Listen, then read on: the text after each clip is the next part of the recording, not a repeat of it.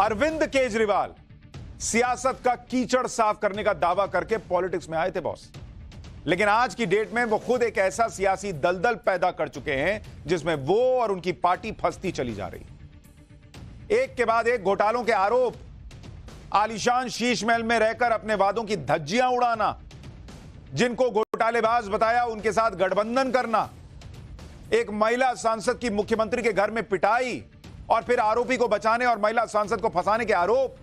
आम आदमी पार्टी और केजरीवाल इतना इस दलदल में धंस चुके हैं, इतना धंस चुके हैं और सवालों के दलदल में भी धंस चुके हैं कि निकलना मुश्किल होता जा रहा है उनके लिए। और इसलिए रोज नई कहानी, रोज नया सियासी ड्रामा चल रहा है।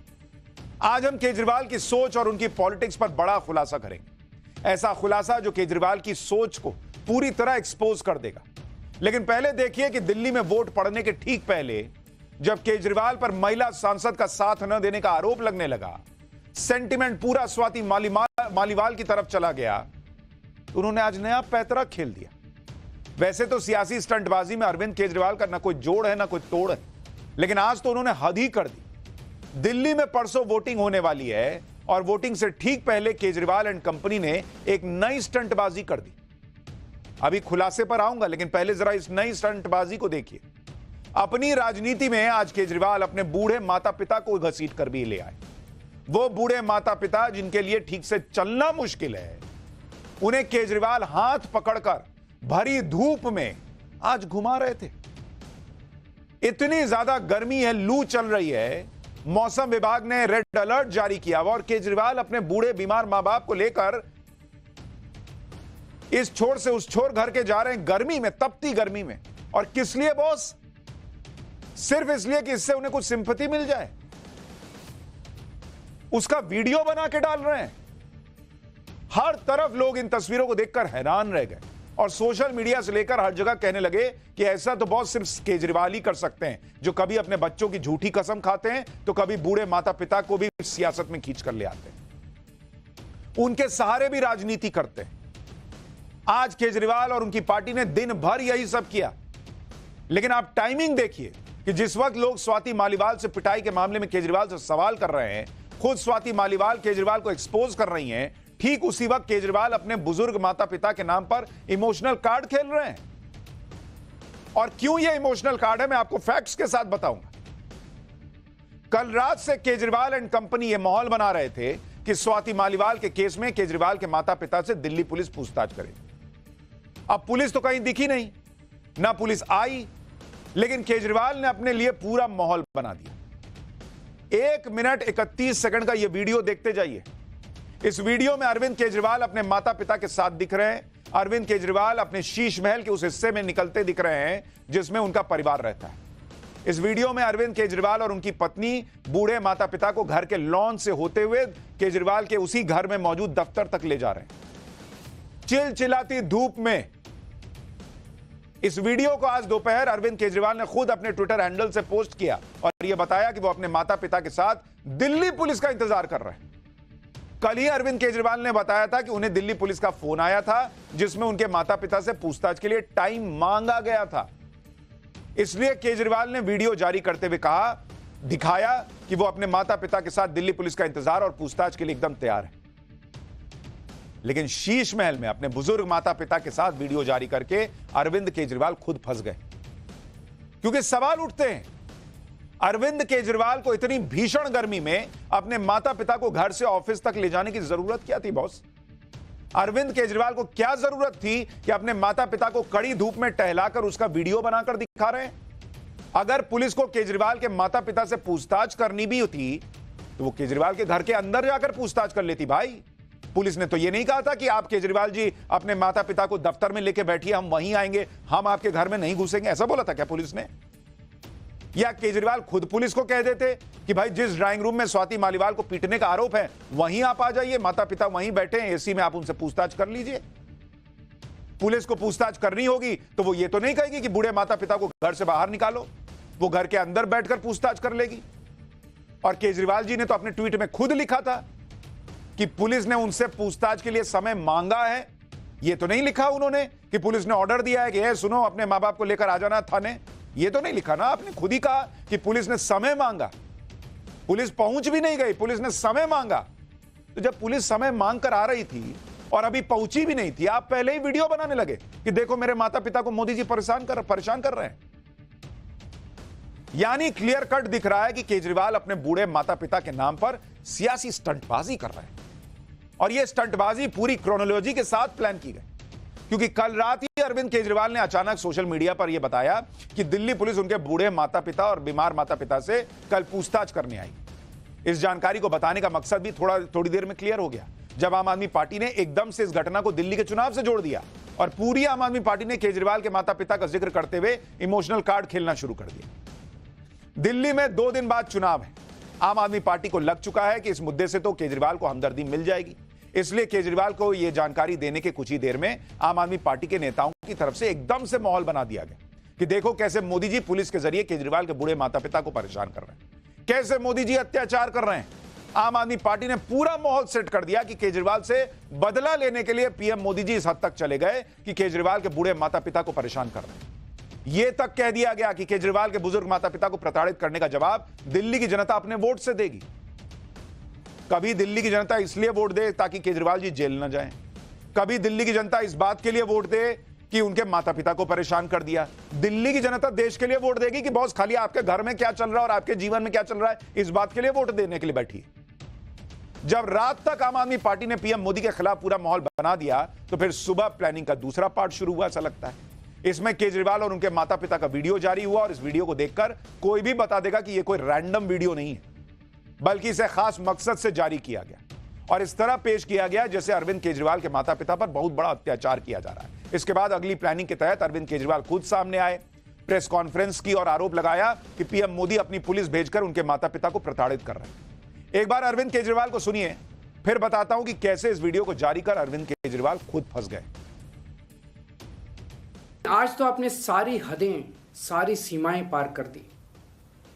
आपने मुझे तोड़ने के लिए मेरे बूढ़े और बीमार माँ बाप को निशाना बनाया।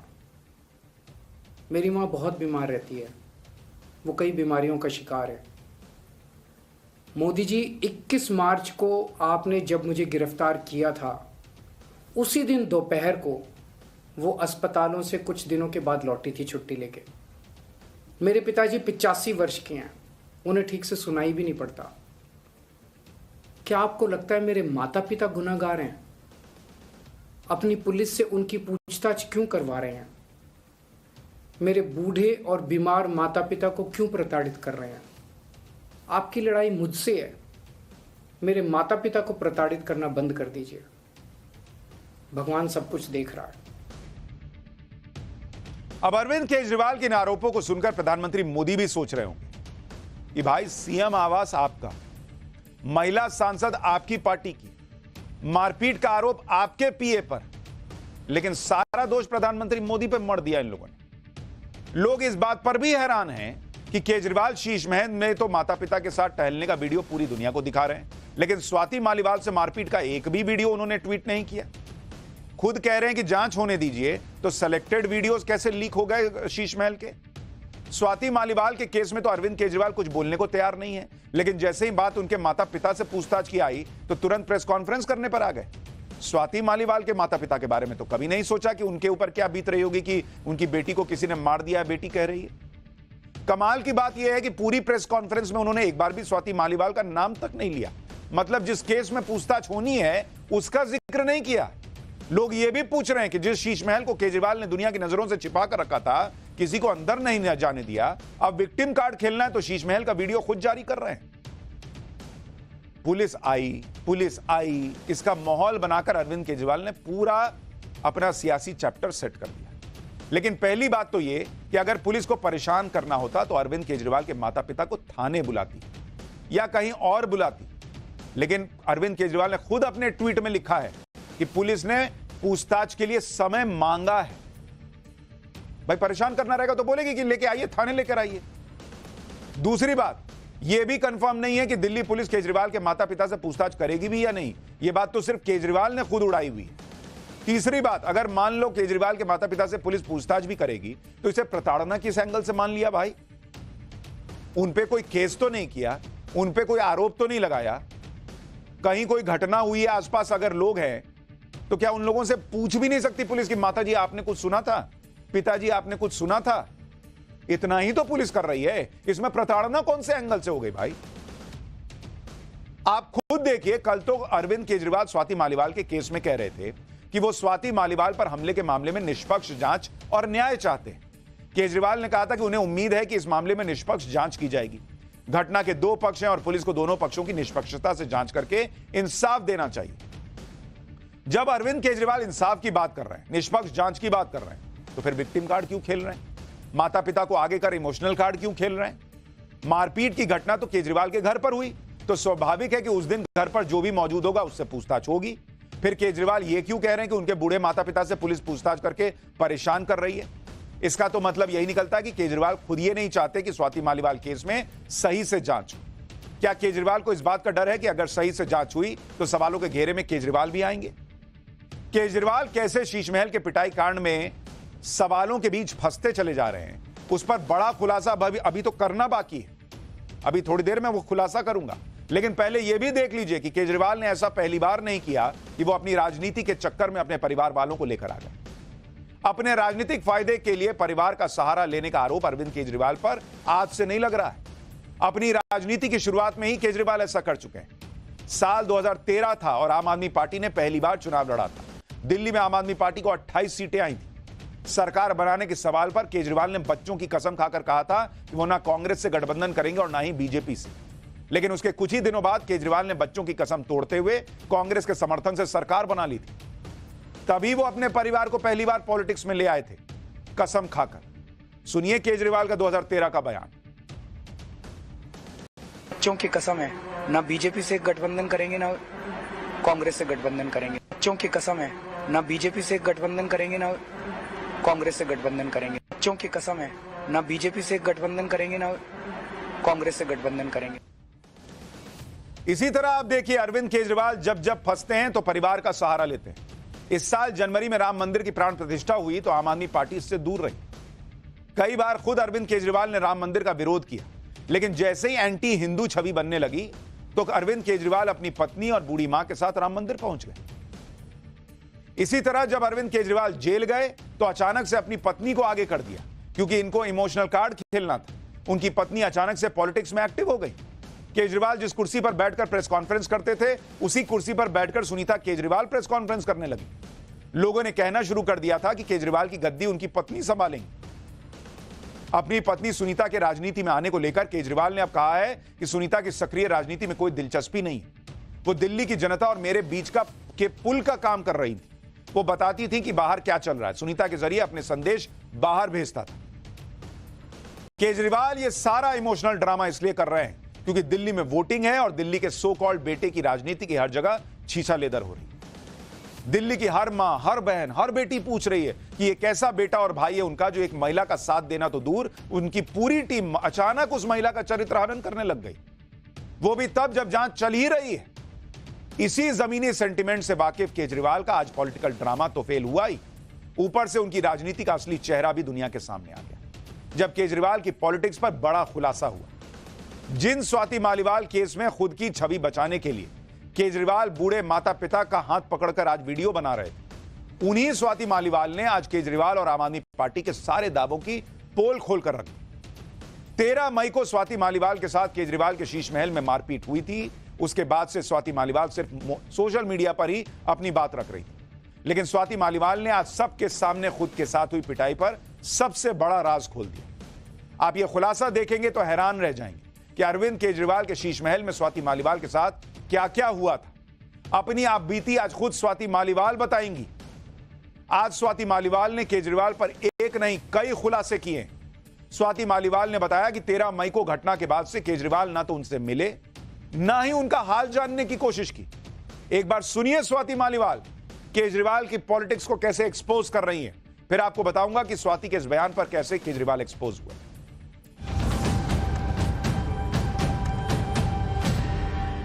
मैं ये कह रही हूँ कि मेरे साथ बहुत बुरी तरीके से मार पिटाई हुई है।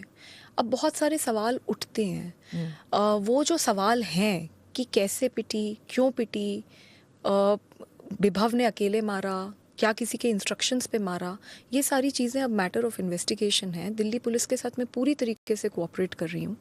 हाँ, मैं ये भी है, लेकिन मैं किसी को क्लीन चिट नहीं दे रही, क्योंकि फैक्ट ये है कि मैं ड्राइंग रूम में थी, अरविंद जी घर पे थे और मुझे बहुत बुरी तरीके से पीटा गया। मैं चीख रही थी, चिल्ला रही थी, पर कोई आया नहीं। ये भी फैक्ट है कि आज तक इतना सब कुछ हो जाने के बावजूद मेरे पास अरविंद जी का कोई कॉल नहीं आया और वो मुझसे अभी तक नहीं मिले। स्वाति मालीवाल आरोप लगा रही हैं, खुद बता रही हैं कि पिटाई के बाद ना तो केजरीवाल उनसे मिले, ना एक फोन किया। जिन स्वाति मालीवाल को केजरीवाल खुद लेडी सिंघम बताते थे, केजरीवाल तो कह रहे हैं ना कि मैं उस वक्त ड्राइंग रूम में नहीं था। तो आपको तो स्वाति मालीवाल और विभव कुमार दोनों के बातों पर यकीन करना चाहिए। विभव को तो साथ लेकर घुमा रहे हैं और स्वाति मालीवाल कह रही हैं कि हमको एक फोन तक नहीं किए। यही महिला को न्याय दे रहे हैं आप।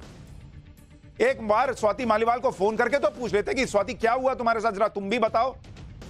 दो पक्ष हैं, आप खुद कह रहे हैं विभव को साथ लेकर घूम रहे हैं, तो विभव ने अपना पक्ष तो बताया होगा। स्वाति से, एक महिला से, जो आदमी कह रहा है कि वो दिल्ली का बेटा है, उसने एक फोन करके नहीं पूछा कि स्वाति तुम्हारे साथ क्या हुआ था। इतना तो केजरीवाल कर ही सकते थे कि जो महिला उनके घर पर पीटी गई, आरोप लग रहा है, उसका हालचाल ही पूछ लेते। केजरीवाल ने यह भी करना जरूरी नहीं समझा। इसलिए जब केजरीवाल कहते हैं कि इस मामले की निष्पक्ष जांच हो, सच्चाई सामने आए, तो साफ तौर पर यही दिखता है कि वो महिला सांसद को पीटने वाले का बचाव कर रहे हैं शायद, क्योंकि वो तो घटना के बाद भी पीटने वाले को अपने साथ लेकर घूम रहे थे।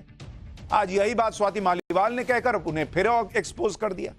आज स्वाति मालीवाल ने खुलकर अरविंद केजरीवाल पर विभव को बचाने का आरोप लगाया। सुनिए स्वाति मालीवाल ने क्या कहा, फिर आपको केजरीवाल पर एक और खुलासा बताऊंगा।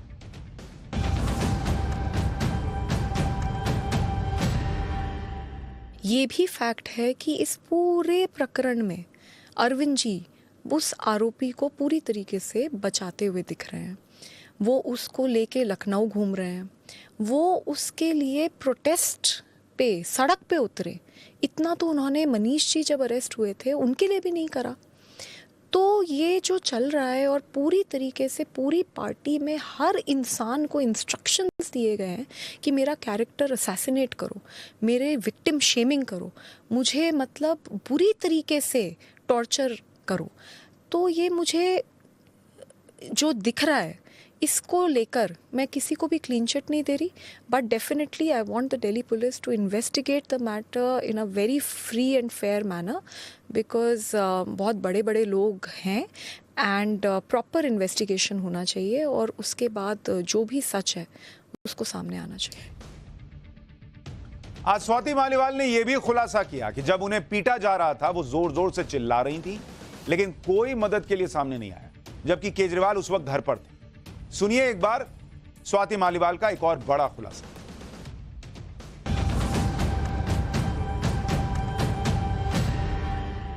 मुझे बताया गया था कि अरविंद केजरीवाल जी घर में हैं और वो मुझसे मिलने आने वाले हैं, और मैं बहुत ज़ोर ज़ोर से चीख के हेल्प मांग रही थी, लेकिन कोई मदद के लिए नहीं आया। मैं बहुत ज़ोर ज़ोर से चीख रही थी, चिल्ला रही थी। सच तो ये है कि कोई मदद के लिए नहीं आया। पुलिस अब इस बारे में इन्वेस्टिगेट कर रही है कि क्या हुआ, क्यों हुआ, और किसके इंस्ट्रक्शंस पे मैं पीटी गई हूँ। ये सारी चीज़ों पे अभी इन्वेस्टिगेशन चल रहा है, और दिल्ली पुलिस के साथ मैं पूरी तरीके से कोऑपरेट कर रही हूँ। तो इस वक्त अब इससे ज़्यादा मैं क्या बोलूँ, because it's a matter of investigation. आखिर विभव को अरविंद केजरीवाल क्यों बचा रहे हैं? यही तो आरोप लग रहा है ना उन पर कि वो विभव को बचा रहे हैं। इसके बारे में भी स्वाति मालीवाल ने बताया। स्वाति ने कहा कि आज की तारीख में विभव कुमार केजरीवाल के सबसे बड़े राजदार और सबसे करीबी हैं। सुनिए स्वाति मालीवाल को।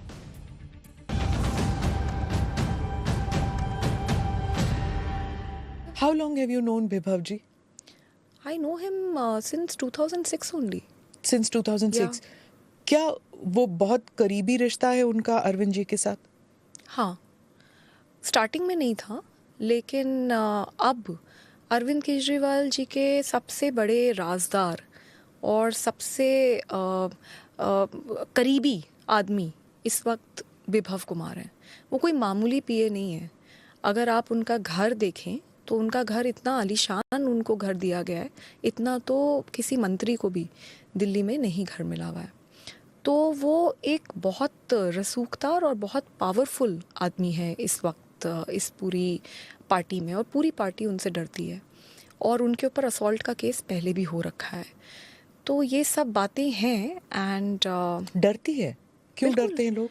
लोग डरते हैं, उनका जो मतलब ऐसा एक पूरी पार्टी में मैसेज है कि अगर विभव नाराज हो गया आपसे तो फिर आप खत्म हो पार्टी में। स्वाति मालीवाल कह रही है कि विभव केजरीवाल के सबसे बड़े राजदार। यही बात कई लोग विभव के बारे में कह चुके हैं कि पार्टी के अंदर उन्हें केजरीवाल की परछाई कहा जाता है, और जिस तरह से केजरीवाल और उनकी पार्टी विभव के साथ खड़ी है उससे भी यही दिखता है कि विभव का काफी रसूख है।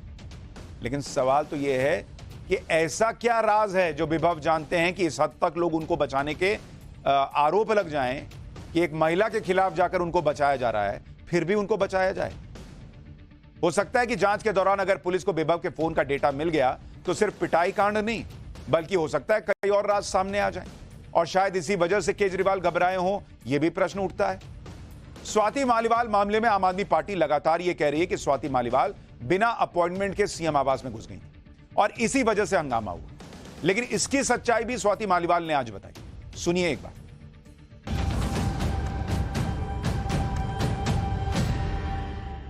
मैं अपॉइंटमेंट लेके तो हार्डली कभी गई हूँ। जब मैं घर गई हूँ तब तो मैंने कभी भी अपॉइंटमेंट नहीं लिया। हाँ, ज़रूर है कि अगर ऑफिस जाते हैं उनके, क्योंकि उनकी मीटिंग्स लगी हुई होती हैं और बहुत एक प्रोटोकॉल होता है, तो अगर सेक्रेटेरिएट जाते हैं तब एक बार ऑफिस पे के लिए ऑफिशियल टाइम लेके जाया जाता है। लेकिन जब घर जाते हैं तो मैं ऐसे ही जाती हूँ। ये कहते हैं कि मैं ट्रेसपास कर रही थी, मेरे पास कोई अपॉइंटमेंट नहीं था। तो मैं ये जानना चाहती हूँ कि अगर मैं ट्रेसपास कर रही थी तो फिर तो गेट पे ही रोक देते, फिर अंदर से अंदर तक मैं पहली बात कैसे चली गई। और दूसरी बात जो ये कहना चाह रहे हैं कि मेरे पास कोई जी अपॉइंटमेंट ही नहीं था, तो मैं तो हमेशा ऐसे ही गई हूँ। मुझे हल्का सा इल्म भी नहीं था कि अगर ऐसे में मतलब आज कुछ मेरे साथ होने वाला है। और अगर उनको लगता है कि अपॉइंटमेंट लेना बहुत इंपॉर्टेंट है तो उसी वक्त वहीं पे मेरे को बोल देते कि भाई बाहर चले जाओ, मैं बाहर चली जाती। मतलब आप अपॉइंटमेंट लेके नहीं आएगा कोई सो कॉल्ड तो आप उसको पीट दोगे, और वो भी उस इंसान को जो आज तक कभी आपके घर में अपॉइंटमेंट लेके आया ही नहीं। मैं तो 20 साल से जानती हूँ, वो हमारे घर आते हैं, हम उनके घर जाते हैं, तो ये तो बहुत अजीब बात है। आप देख रहे हैं स्वाति मालीवाल कितने बड़े बड़े आरोप लगा रही हैं और कितने बड़े खुलासे कर रही हैं कि आज से नहीं, वो हमेशा से बिना अपॉइंटमेंट के केजरीवाल जी के घर गई हैं। तो फिर अपॉइंटमेंट की बात क्यों की जा रही? आम आदमी पार्टी ने यह भी आरोप लगाया कि स्वाति मालीवाल के साथ इतनी बड़ी घटना हुई तो उन्होंने एफआईआर करने में इतना समय क्यों लगा दिया। इस पर स्वाति मालीवाल ने बड़ा खुलासा किया। स्वाति मालीवाल ने बताया कि संजय सिंह उनसे मिलने आए थे, सख्त एक्शन का भरोसा दिया था, लेकिन जब ऐसा नहीं हुआ तब उन्होंने पुलिस के पास जाने का फैसला किया। सुनिए स्वाति मालीवाल के इस इंटरव्यू का यह हिस्सा, फिर बताऊंगा कि 13 मई की सुबह स्वाति के साथ जो हुआ वो कैसे रोंगटे खड़े कर देने वाला था।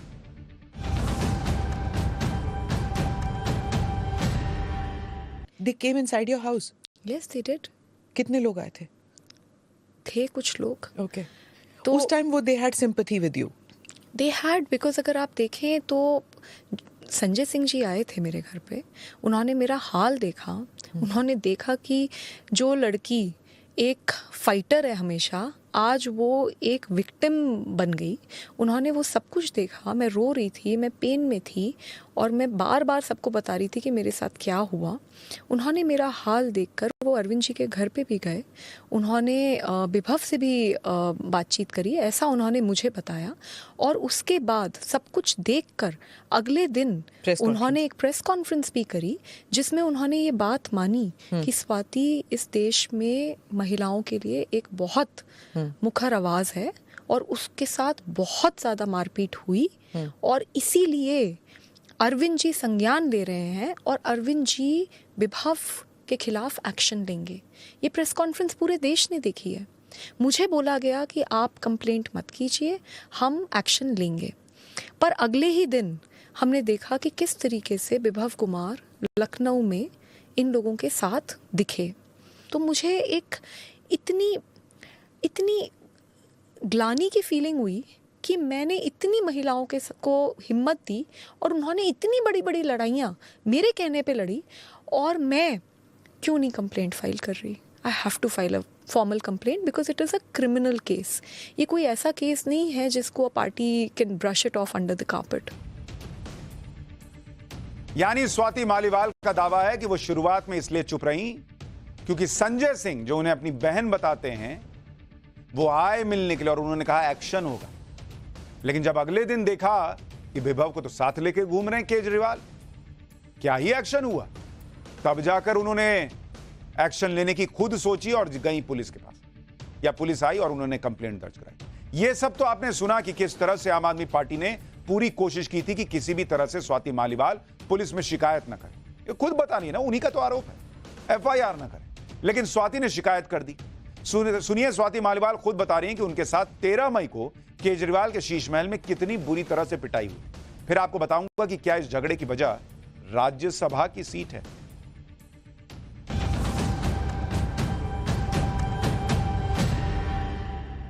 मैं 13 मई को सुबह 9 बजे के करीब अरविंद केजरीवाल जी से मिलने उनके आवास पे गई थी.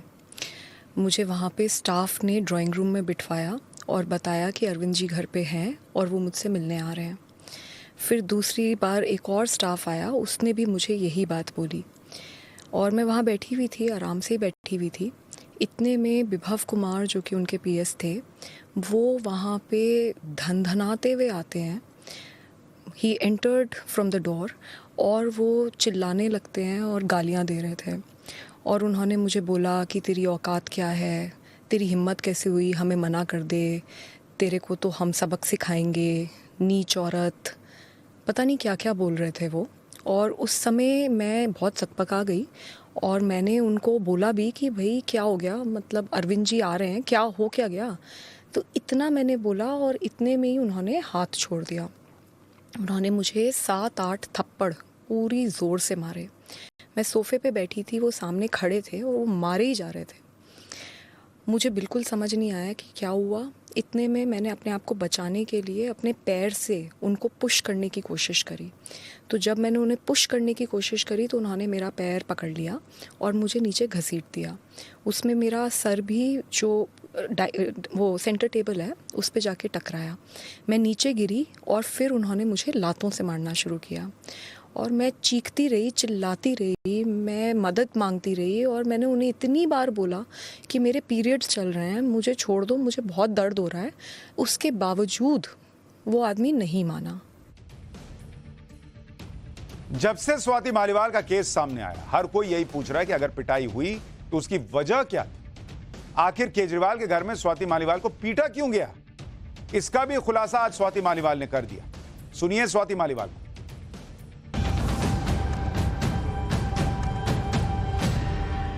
अगर मेरी राज्यसभा की सीट उनको वापस चाहिए थी, अगर वो प्यार से मांगते तो मैं जान दे देती.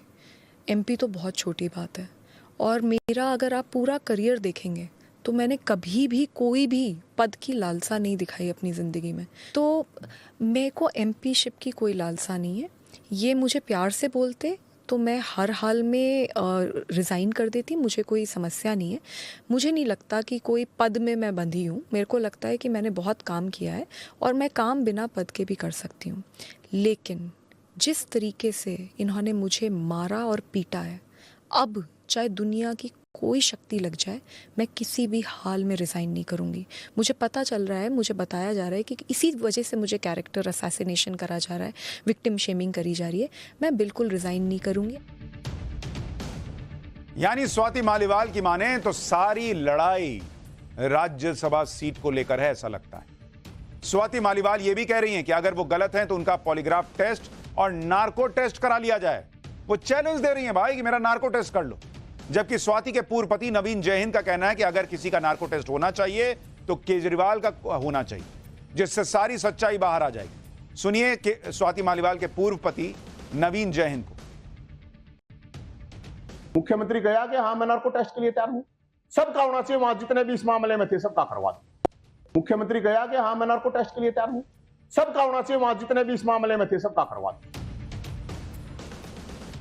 यानी स्वाति मालीवाल को सुनने के बाद एक चीज तो स्पष्ट है कि ठीक है, उस वक्त केजरीवाल उस कमरे में तो नहीं था, लेकिन उस घर में वो मौजूद थे. और अगर स्वाति मालीवाल की बातें सच्ची हैं, आरोप सारे सच्चे हैं, कि वो चीख रही थी, तो ये कैसे संभव है कि कोई नहीं आया और किसी को कुछ सुनाई नहीं दिया? केजरीवाल स्वाति मालीवाल से पिटाई का सच नहीं बता रहे, उन पर बार बार आरोप लग रहा है। वैसे ही वो अपने सरकारी बंगले शीश महल का भी सच छिपाते आ रहे हैं। एक इंटरव्यू में अरविंद केजरीवाल से जब शीश महल पर सवाल किया गया तो उन्होंने कहा कि दिल्ली के सीएम के पास कोई आवास नहीं था, इसलिए बनवाया, और कल जो भी दिल्ली का सीएम बनेगा वो उसमें रहेगा। शीला जी मथुरा रोड पर रहती थी, फिर बाद में वो मोतीलाल नेहरू मार्ग पर रहने लगी। जब मैं सीएम बना तब तक वहां मनमोहन सिंह शिफ्ट हो गए, इसलिए मैं इस घर में शिफ्ट हुआ। यह घर 1940 में बनवाया गया था। एक रात बेडरूम की छत गिर गई, दूसरे दिन स्टडी रूम की छत गिर गई। पीडब्ल्यूडी ने बताया कि यह घर जर्जर हो चुका है और इसे फिर से बनाना पड़ेगा। अगर आप देश में दूसरे मुख्यमंत्रियों के घर से इसकी तुलना करेंगे तो यह शीश महल आपको मामूली लगेगा। शीश महल पर अरविंद केजरीवाल ने पहली बार सफाई तो दी, लेकिन यहां भी वो आधा अधूरा सच बताने लगे। पहली बात तो यह कि कागजों में पीडब्ल्यूडी ने रेनोवेशन की बात कही थी, जबकि केजरीवाल का घर पूरा तोड़कर नया बनाया गया। अगर घर इतना ही जर्जर था तो कागज पर भी लिखते ना बॉस कि तोड़ के नया बना रहे, वहां रेनोवेशन क्यों लिखे, मरम्मत क्यों लिखे? दूसरी बात, केजरीवाल ने शीश महल की पूरी बात पीडब्ल्यूडी पर डाल दी कि पीडब्ल्यूडी ने कहा था कि घर जर्जर हो गया, फिर से बनाना पड़ेगा। अगर सब कुछ पीडब्ल्यूडी के कहने पर हुआ तो ऐसे दस्तावेज सामने क्यों आए जिसमें यह साफ साफ लिखा था कि शीश महल में बहुत से बदलाव मैडम चीफ मिनिस्टर के कहने पर किए गए? तीसरी बात, केजरीवाल ने कहा कि दूसरे मुख्यमंत्रियों के घर की तुलना करें तो यह मामूली लगेगा। अगर ऐसी ही बात है तो वो शीश महल को छिपाते क्यों हैं? पूरी मीडिया को दिखा क्यों नहीं देते कि उनका शीश महल कितना मामूली है? खोलें दरवाजा, हम भी लेके जाएंगे, कैमरा दिखाएंगे कि कितना मामूली सा घर है अरविंद केजरीवाल का। चौथी बात, अगर घर जर्जर था तो उसे फिर से बनाने की बात तो समझ आती है, लेकिन आम आदमी की तरह रहने की बात करने वाले केजरीवाल के घर में आलीशान फर्नीचर, महंगे पर्दे, विदेशी टाइल, रिमोट वाले दरवाजे, महंगे कमोड, इसकी क्या जरूरत थी बॉस? यह भी पीडब्ल्यूडी ने कहा था कि 4 लाख का कमोड नहीं लगेगा तो घर फिर जर्जर हो जाएगा, या 8 लाख के पर्दे नहीं लगेंगे तो घर जो है वो टूट के गिर जाएगा क्या? जो अरविंद केजरीवाल आज अपने आलीशान बंगले को डिफेंड कर रहे हैं, वही अरविंद केजरीवाल एक वक्त में शीला दीक्षित को यह कहकर टारगेट करते थे कि शीला दीक्षित के घर में 10-10 एसी लगे। शीला दीक्षित का ऑफिस यानी दिल्ली सचिवालय तो पूरा का पूरा एयर कंडीशनड है, वहां का टॉयलेट भी एयर कंडीशनड है और उसका बिल जनता देती है।